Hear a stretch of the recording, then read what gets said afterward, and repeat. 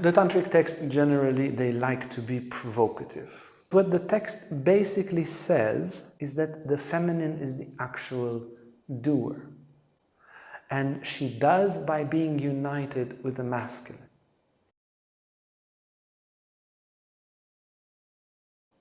Who creates the world? The masculine god or the feminine goddess? Who maintains it in balance and makes sure that it's righteous and correct? Who destroys when it's time to destroy? The masculine god or the feminine goddess? Normally, the image that we have, especially in the West, is that God is a man, God is a dude with a beard, and he is doing.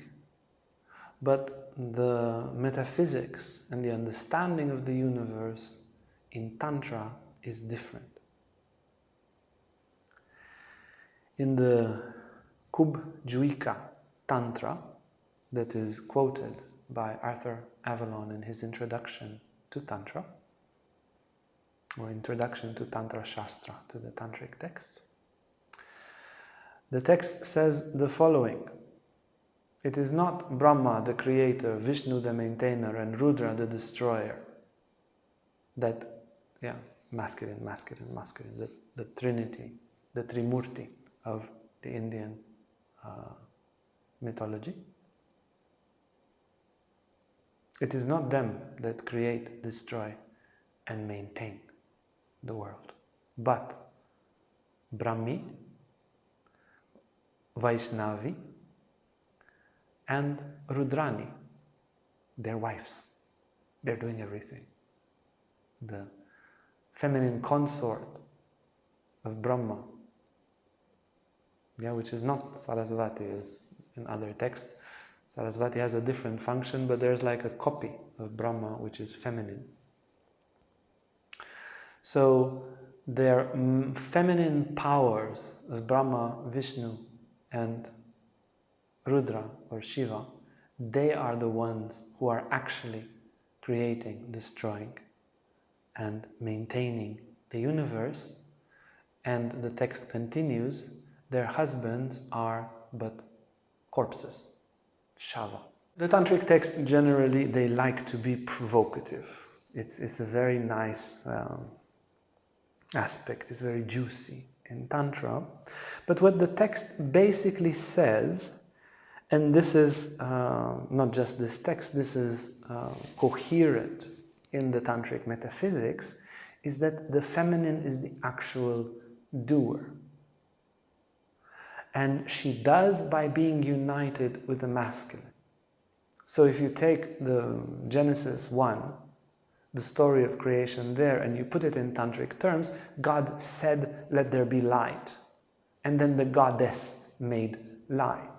God said, we separate the skies from the earth, and then the goddess separated the skies from the earth. And so forth. God said, we separate the day from the night, and she did, and create man in our image, and she did. She is the power.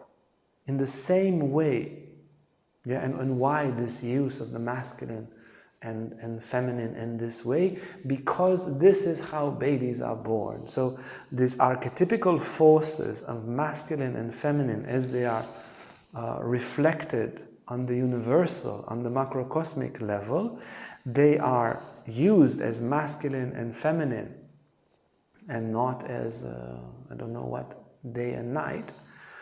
They are used as masculine and feminine because the way babies are born, the role of the masculine is just to put a seed, but to begin a process in the female body. You say, let there be a child. And then it's the feminine body that takes that first impulse, tiny, tiny, tiny sperm and huge egg. And then a huge baby, the sperm, tiny, but with a lot of information. That's the masculine. It carries the impulse of the beginning, and then the feminine body is pregnant with creation and gives birth to creation. So the use of the masculine and feminine as it is in Tantra is an accordance to the use of the masculine and feminine in creating life. And the masculine, when he's not connected to the feminine, this is what the tantric texts say, is Shiva without Shakti. The masculine without the feminine is Shava, is a corpse. That's what the text was referring to. But nevertheless, in order for creation to go well, the feminine needs to be united with the masculine, because the tantric texts say Shakti without Shiva is chaos.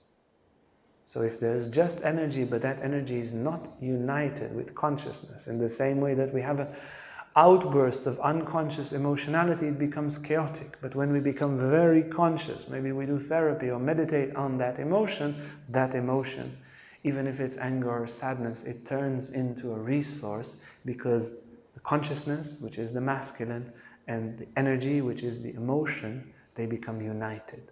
And so harmony is produced.